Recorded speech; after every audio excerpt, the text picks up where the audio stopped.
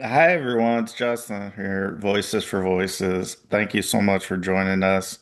Whether you're watching or listening, whether you are here in the United States or you are in another country, territory, province, thank you so much for your love, your support, helping us get to reach and help people in over 1,000 cities and over 100 countries worldwide.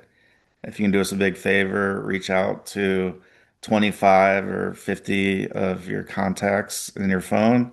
Let them know about the Voices for Voices TV show and podcast. We're just number three behind the Joe Rogan Experience and the Dan Bongino show. We would greatly appreciate that. Follow us on social media. We're everywhere. Uh, and just thank you for joining us. We're so grateful. We're over 450 episodes by now. The time this show will be airing for the first time. And we just want to thank you. It's because of you, because of your demand of our content, watching, listening. If you can Etsy on it, you can Voices for Voices on it. So thank you. We're sending good vibes and we're praying for you each and every day. Whether you're a believer or not, we believe that you can never have too many good vibes coming your way or our way. So thank you. And if you can give us a big thumbs up, like, follow, share, subscribe.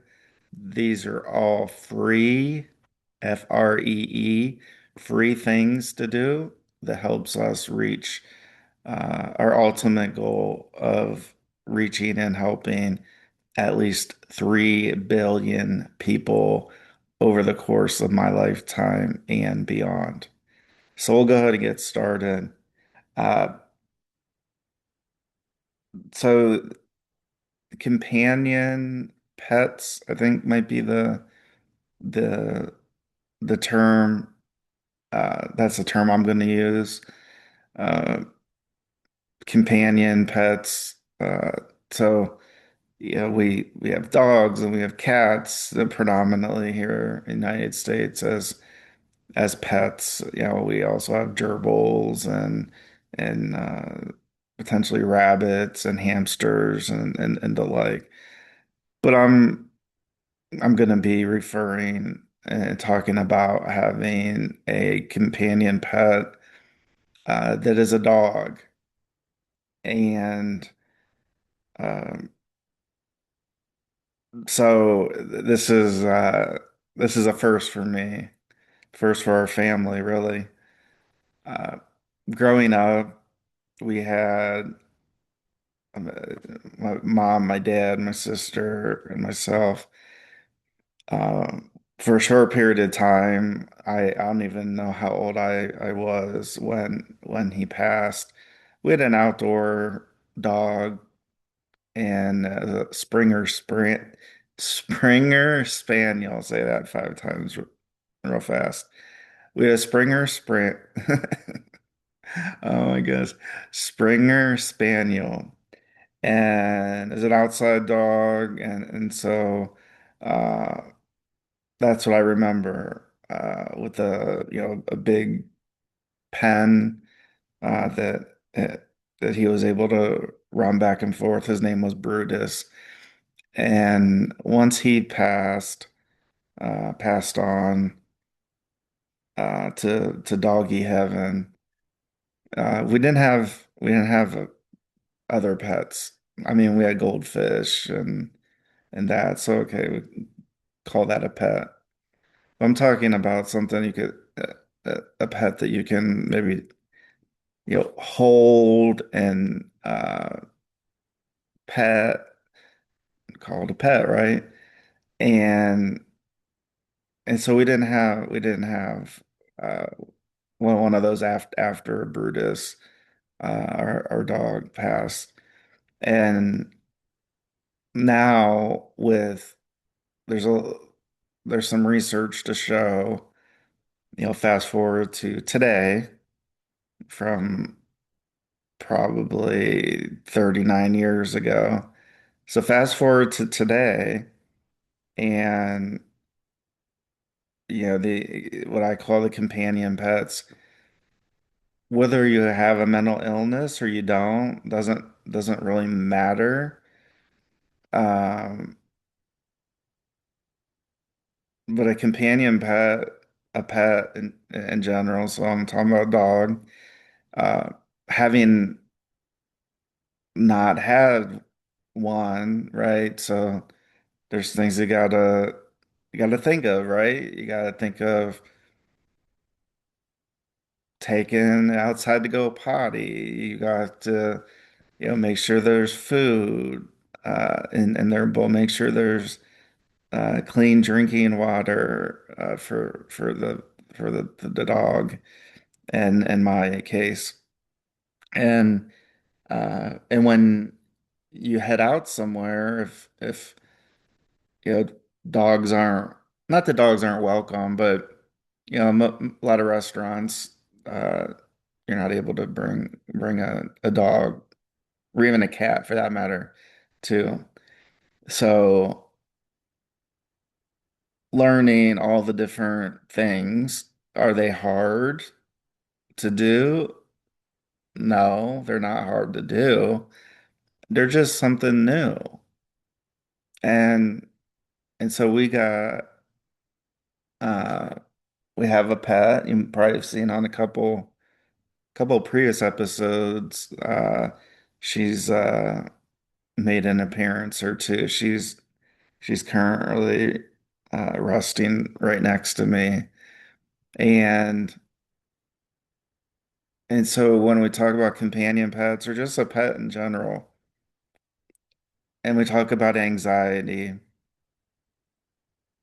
when at least for me, so this is the first time I've had a pet, an indoor pet, like the puppy that we have now. Uh, so we're going through the stages of figuring out if we're gonna keep her. We really would like to keep her. I know my child would love to keep her. Um, but in the short time that we've cared for her, I've noticed a little bit of a stress reduction, if that's something. Um, it might be because I get to hold the pet, I get the pet the pet. Um, and I know this is a little bit uh, this show's a little bit different in this respect, but it's the same because having mental illnesses, I do have anxiety, and it spikes. It spikes from time to time. And since we've had our pet, I've, I don't, I've noticed it, I guess would be the way to put it, that the stress level, at least for me, for the most part, not all the time, but for the most part, it has lowered. Doesn't disappear, hasn't disappeared at all. But I don't know. Being in my 40s, my first pet, you pet lovers out there, what do you think? Do you think that your pet has helped reduce stress and at any level or anxiety? Uh, it has for me. Again, I don't have a number. I can't put a number on it. I was saying 100 is my usual stress level when it spikes, and having a pet takes the number down. I think I think the best way to explain it, I think, is the way I talk about bringing a portfolio and a resume to a job interview. So the less time the people interviewing you or me are looking at us, right? And we're going, oh my gosh, did I tie my tie right? Did did I button one button or two buttons on my jacket? And how do I look? And am I thirsty? And so all these things are going on in our heads. And when we have our portfolio, which is just a compilation of the work that we've done, the highlights, I guess we call it, so we can show, like, okay, here's the resume, here's me, and then here's some of the work I've done, and here's what I can bring to your company and have tangible information to show. Different projects.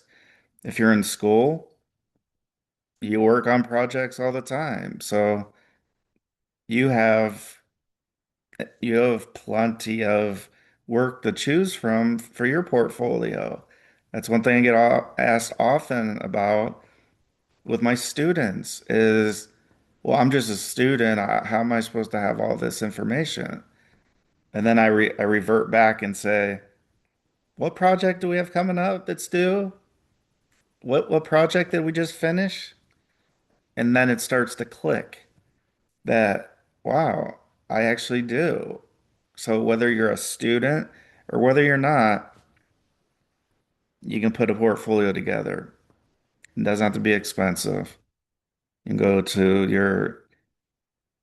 you know, your local office supply store and find a inexpensive portfolio that you can insert your highlights. So what's this have to do with the dog, right? Okay, so in an interview, let's just say we're at 100 of the time. So let's say the time is 1 hour. So we're 1 hour. And what's a portfolio and a dog have to do with this? So hear me out. So we have an hour. We have people looking at us, asking us questions, and they're just person one, person two, person one, person two, back and forth, question, question, question, question. We're answering. And then we put the portfolio on the table and we open that up. We're able to take at least the eye attention, like the eyes, um, from looking at us and having the interviewer's eyes and attention put on our portfolios. Let's say it's 1 minute. Well, that's one less minute that you have to worry about what am I wearing, the variety of all the things that we think about. And so what does the dog have to do with this is let's say, right, we have 100. So let's say in a day we have a number that is 100. Well, if I'm usually stressed or I notice that I'm stressed or anxious, I don't know. I'm just this is hypothetical. I don't know exact numbers. I've never been given an exact number. But let's say my anxiety really flares up for 20% of the day. So having a dog, a companion pet, a dog for me in this case, my family, let's say that out of that 20, that number 20% of the time that my stress flares up and my anxiety flares up, let's say I'm sitting next to a dog and I'm petting my dog, taking the dog out to go potty, And so I'm concentrating my time and my mind on something other than myself. And this is about companion pets. So I've talked extensively about taking the attention off of myself and wanting to help over 3 billion people over the course of my lifetime and beyond. So let's just say having a companion pet, some some pet that's able to take a little bit of my anxiety away. Let's say it takes two away. So then that takes the anxiety, which is no, which I'm giving this hypothetical example, is 20 out of 100. And having a companion pet takes two away from that 20 of anxiety, my anxiety spiking. So then that means my anxiety spiking has 18, the number 18, instead of 20. So that's how we get from what a portfolio for a job interview has to do with having a companion pet. Because we're generally happy with our companion pet, right? We're playing with it. We're just hanging out. And so that's what a companion pet, in my case, a dog, for my family, and me, how that relates to a portfolio and a job interview. So whether you have mental illness or not, I would think we all get anxious, stressed at certain times of the day. Some days more, some days less. And by having a companion pet to help reduce that by any number is a good thing. And so I think it's cool, in my opinion, for anybody to have a pet if you're able to, right? Because pets aren't inexpensive, right? So you have to get the pet, you gotta adopt it. Yeah. So you have to somehow, some way obtain a pet, and then you have to get a bowl for food, a bowl for water. Again, I'm not saying these things are hard to do. I'm just saying these are things that come with having a pet. Uh, Buying the food is pretty expensive nowadays. It's very expensive actually. Then depending, right? So there's different there's different shots that they need at certain times. If you're getting spayed and neutered, that's another fee. And so there's these costs of having and keeping a pet safely, right? Unfortunately, there's some not nice people in the world, and they abuse pets. I'm not talking about we can't change other people. I'm talking about you and I and our viewers and listeners that take care of a pet properly. And so I just wanted to share what it's like for me to have a companion pet for a very, very short amount of time. And let me see if I can. Well, I know I can. So I'm going to pull up a picture so you'll be able to see her. She made an appearance. Whoa. Can we see there? Yeah. So that's our pet Lucy. And again, whatever it may be that helps you lower stress that is legal, not illegal. So something that is legal, like owning a pet, caring for a pet, giving the pet a hug, petting the pet.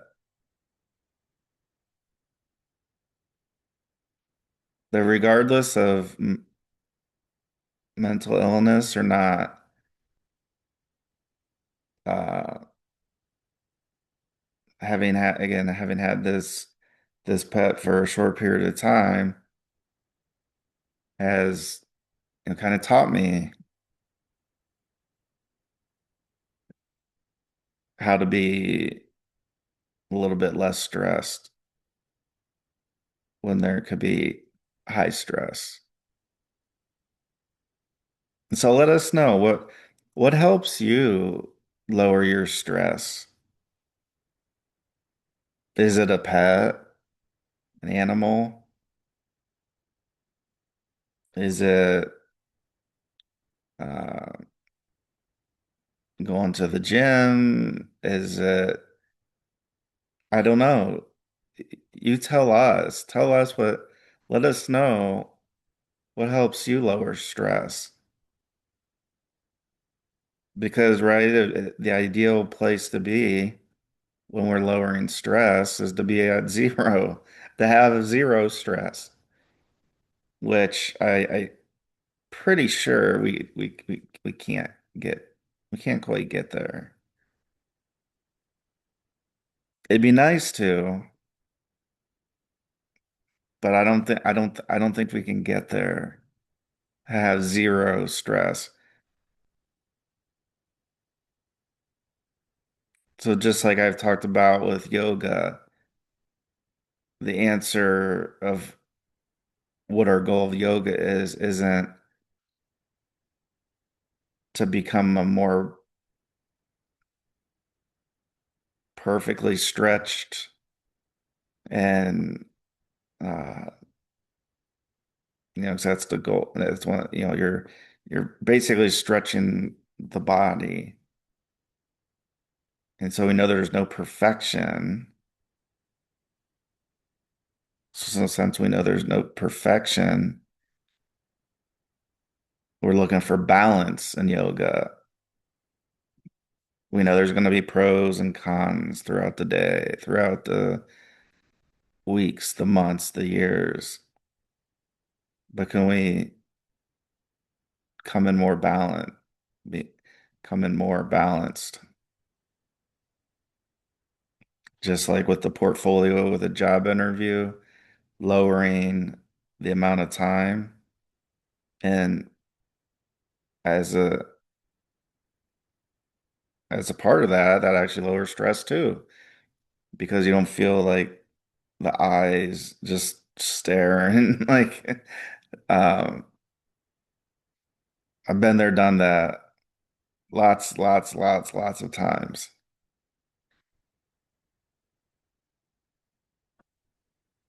And so having a pet, an animal we can take care of. Again, I have a dog. Recently, he's come in to our home, and I think it's or she, not it. So she has a name. I think that Lucy has helped bring some of my anxiety and some of my stress down. Again, do I have a number for that? No, I gave it hypotheticals earlier in the episode.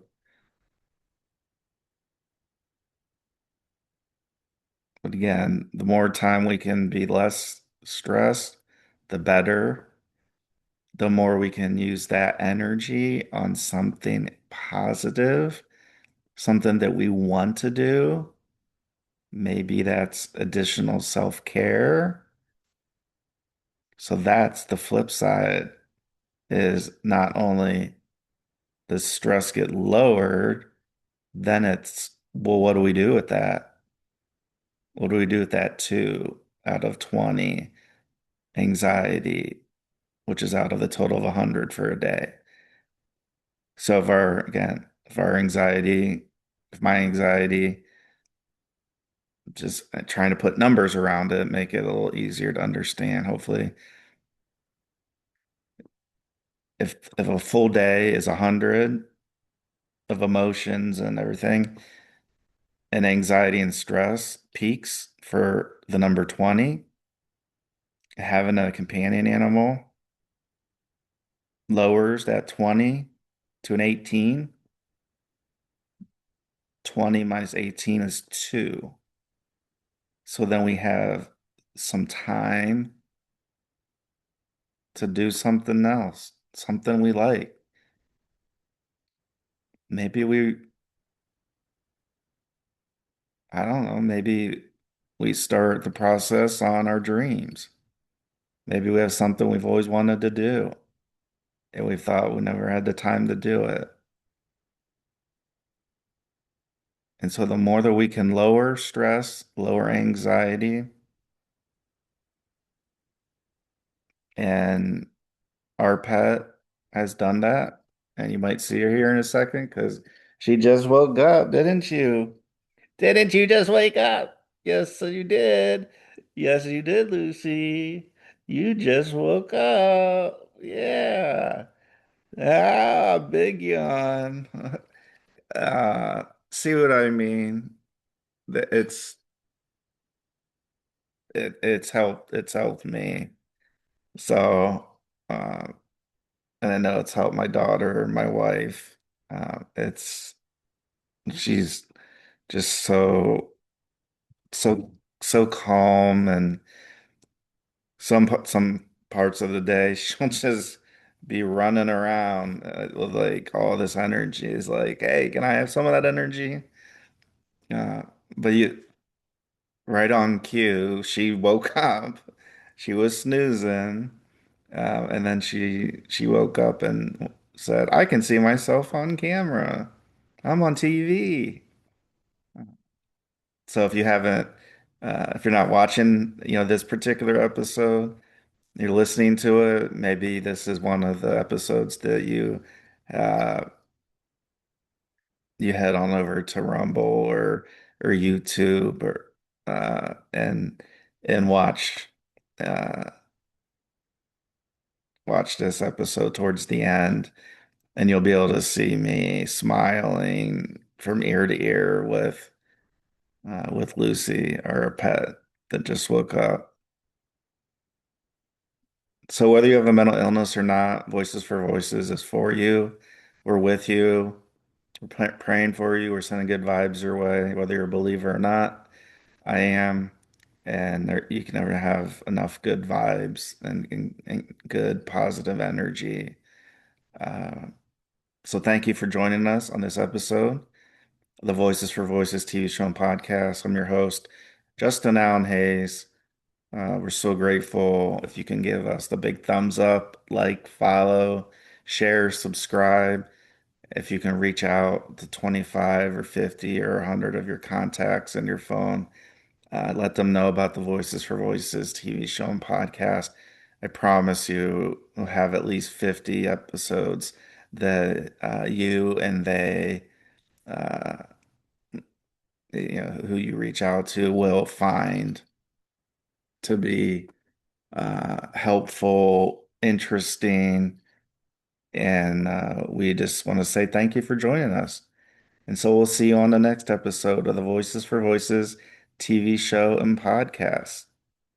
Let's celebrate all the voices of the world, and let's also be a voice for ourselves and for those that we may know that aren't able to share their voice. Have a great day. Bye bye.